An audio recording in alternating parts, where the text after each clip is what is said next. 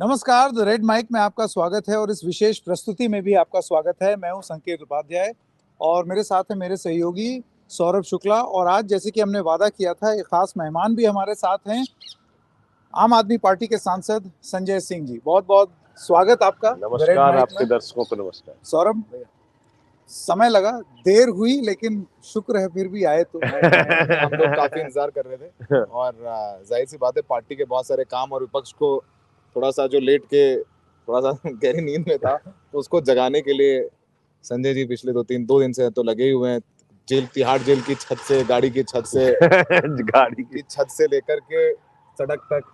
कैसा फील कर रहे हैं, कैसे महसूस कर रहे हैं आप? नहीं, 6 महीने में तो हर दिन यही सोचता था कि जब भी मौका, ये भी तो पता नहीं था कि 6 महीने में निकल पाऊंगा कि नहीं निकल पाऊंगा, लेकिन हर दिन यही सोचता था कि जिस दिन निकलूंगा और मजबूती से लड़ूंगा, और शायद उस काम में लग गया हूँ।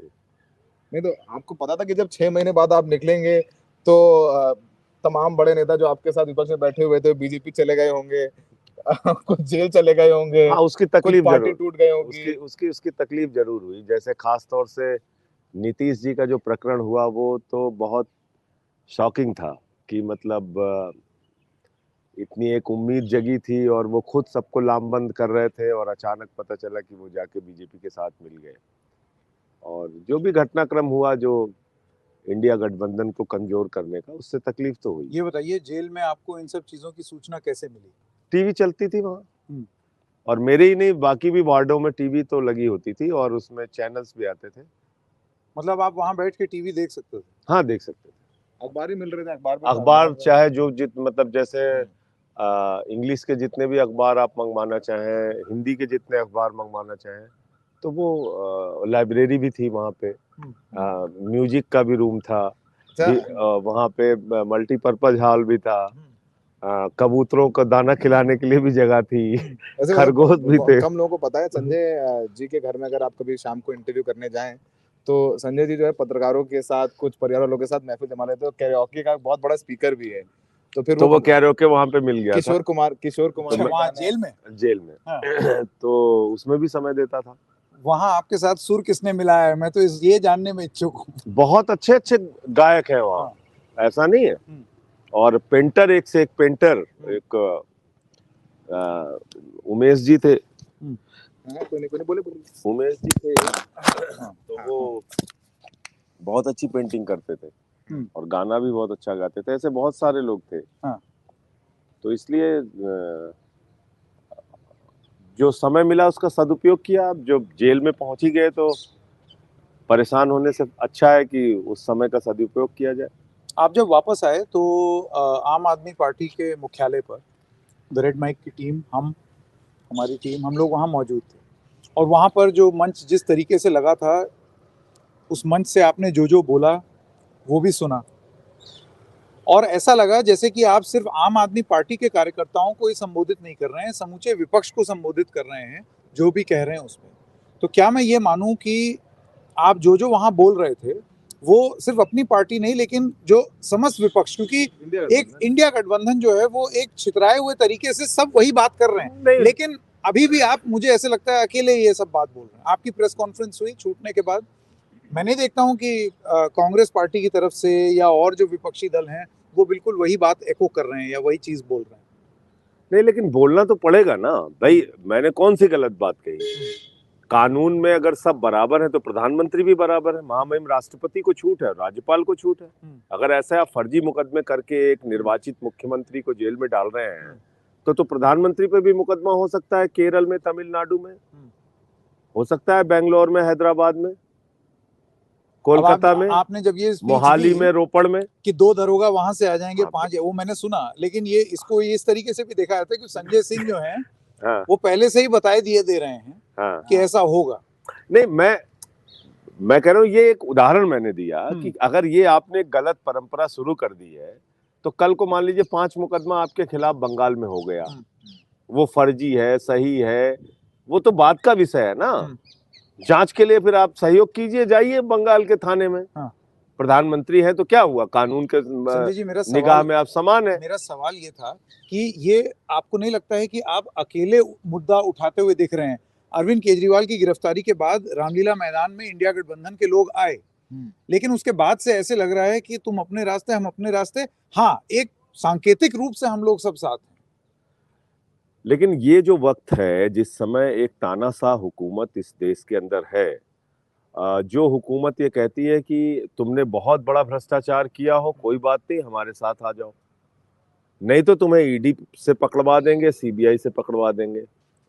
जो हुकूमत ये कहती है कि तुम बहुत अच्छा काम कर रहे हो, बिजली, पानी, शिक्षा, स्वास्थ्य पे कोई मतलब नहीं, हमें तो तुम्हें बर्खास्त करना है, हटाना है, पार्टी को तुम्हारी तोड़ना है, तुमको जेल में भेजना है। तो ऐसी ऐसी एक तानाशाह सरकार के खिलाफ लड़ने की हिम्मत तो पैदा करनी होगी। और मैं कल से बार बार ये बात कह रहा हूं कि इतिहास में आप दो तरीके से याद किए जाते हैं, बहादुर के रूप में या कायर के रूप में, और ये दोनों बात आपके खुद के हाथ में होती है कि आप किस रूप में अपने आप को चाहते हैं कि आप याद किए जाएं। तो अगर कायर के रूप में या बहादुर के रूप में, तो जो लोग आज कायरता दिखा रहे हैं, जो लोग आज ये कह रहे हैं कि साहब थोड़े से पुलिस के डर से, मुकदमे के डर से, जेल के डर से हम तो बीजेपी में शामिल हो जाएंगे, तो उनको कभी भी अच्छे रूप में नहीं याद किया जाएगा। ये जरूर तात्कालिक रूप से आप थोड़ा बहुत फायदा ले सकते हैं, लेकिन कभी भी, आज भी हम लोग वही फोटो चलाते हैं ना जो हिटलर की सभा में एक आदमी ने नमन करने से इनकार कर दिया और अपना ऐसे ही वो खड़ा रहा। तस्वीर तो इतने सालों के बाद उसी की देखते हैं ना। तो कुछ ऐसे चुनिंदा लोगों को बोलना पड़ेगा और खड़े होना पड़ेगा। अगर जो चुनिंदा लोग खड़े नहीं हो रहे हैं, तो क्या इन विपक्ष के धृतराष्ट्रों के संजय सिंह बनेंगे? नहीं, मैं ऐसी किसी गलत फहमी में नहीं हूँ, लेकिन मैं एक बात कह रहा हूँ आपसे, मैं एक बात आपसे ये कह रहा हूँ कि भाई वो आपको जेल में डाल देंगे 6 महीने, साल भर या 2 साल आप जेल में रह लिए, तो आपने कौन सा इतना बड़ा तोप मार दिया? डॉक्टर ने थोड़ी बताया था कि आप राजनीति में जाइए, कुर्ता पहन के घूमिए। आपने यहाँ तो माला आप पहने, आपने यहाँ बोर्ड लगा रहा था कि फक्कड़ हाउस में ईडी का स्वागत है। हाँ, वो लगाया था, कुछ बोर्ड अभी भी लगे, लगाया था जब ईडी लगाया था यहीं पे लगाया था। तो मैं आप सिर्फ यही कहना चाह रहा हूँ कि भाई जब कार्यकर्ता आपको बाला पहनाता है तो आपको बहुत अच्छा लगता है, नारे लगाता है आपके लिए तो बहुत अच्छा लगता है, जनता आपके लिए ताली बजाए तो अच्छा लगता है, लेकिन जेल हम नहीं जाएंगे साहब, ये कैसी बात है? राजनीति में हर परिस्थिति। संजय सिंह जी, आप साफ साफ बोलते हैं, सीधे सीधे बताइए ये इशारा किसकी तरफ है? नहीं, मैं किसी, जो लोग आज जैसे मैं अगर नाम लूं तो नीतीश कुमार जी का नाम लूंगा कि भाई आपको ऐसी कौन सी कमी रहेगी, 4 5 बार आप मुख्यमंत्री हो गए, आपको कौन सी ऐसी कमी सताए हुए है कि आप एक ऐसी सरकार के सामने झुके जा रहे हैं?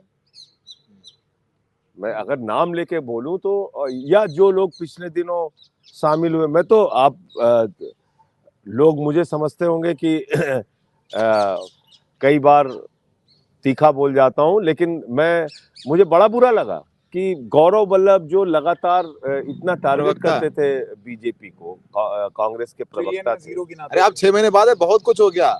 नीतीश कुमार चले गए, गौरव वल्लभ चले गए, रवनीत बिट्टू चले गए, आपके सांसद रिंकू चले गए, आपके सांसद, हमारे सांसद चले गए। मतलब इनके जाने के बाद तो मतलब तमाम लोग, इतने लोग चले लेकिन उनकी सूचनाएं और अखबार में खबरें तो मिली जाती थी। जेल में मतलब ये कहते हैं, मतलब ये एक टाइम कहा था ना कि जेल में जो नेता जो है वो चलते रहते हैं, जेल में जो नेता है वो कैदी की तरह नहीं रहते हैं, अंदर तमाम सुविधाएं मिलती हैं। हम लोग तो उत्तर प्रदेश लोग, अरे हुआ जो है बहुत सुविधाएं हैं, जेल से फोन कर रहे होंगे, वहां देखा। अच्छा, एक बात बताओ संजय जी, पता नहीं आपको ये चीज पता है या नहीं, आज एक सूत्रों आप समझ रहे हैं ना, सूत्रों के हवाले से ये जानकारी मिली है कि संजय सिंह का जेल में 6 महीने में वजन बढ़ गया। नहीं, सूत्रों के हवाले से वजन बढ़ गया, बुलेटिन जारी किया। कि आपका वजन बढ़ गया, उन्होंने खबर जारी की है कि वजन बढ़ गया इनका, और बीपी नॉर्मल हो गया। बीपी नॉर्मल हो गया। कैसे? तो ये तो अच्छी बात है ना। जेल की हवा आपको सूट कर रही है। अच्छा बताइए, फोन था नहीं वहां पे, दिन में सोने का मौका लग जाता था, ये सौरभ जानते हैं। 2011 से मुझे शायद दिन में सोना मेरे लिए सपना था कि भाई मैं तो रात में 2-2 बजे तक काम करता था और उसके बाद फिर सुबह 8 बजे से उठ के काम करना, तो दिन में सोने को मिल जाता था खाने के बाद। उसके बाद किताबें खूब पढ़ता था, हम्म, उसका मौका मिल गया। शायद इतनी किताबें 6 साल में नहीं पढ़ पाता जितना वहाँ मेरे ख्याल से 6 महीने में मैंने पढ़ डाला। तो जब एक समय मिला तो उसका सदुपयोग किया मैंने। और इसमें बीपी नॉर्मल हो गया और वजन बढ़ गया है? ये बात मैं चाहता हूँ खूब प्रचारित करे जेल प्रशासन भी, हाँ। और पूरी की पूरी भाजपा मिलके प्रचारित करे हाँ। कि ये देखिए आम आदमी पार्टी के लोग या संजय सिंह जेल को एंजॉय कर रहे हैं। जेल को एंजॉय नहीं, जेल के समय का सदुपयोग कर रहे हैं अपने स्वास्थ्य की दृष्टि से भी और मानसिक रूप से अपने आप को मजबूत बनाने की दृष्टि से। देखिए ये तो लेकिन वो हो गई है वो राजनीतिक वार पलटवार, लेकिन संजय जी ऐसा है अभी भी आप ये तो मानेंगे, हालांकि उन्होंने आंकड़े थोड़ा बढ़ा के बताए। मैं 79 था और निकला तो 81.7 था। हाँ। लेकिन अब ठीक है, अच्छी बात है। फिर आप तो चाहिए प्रचारित करें, हम 90 किलो कर दे, क्या हम इसका कोई खंडन नहीं करेंगे। कुछ पूछ रहे थे आप, पूछिए। हाँ।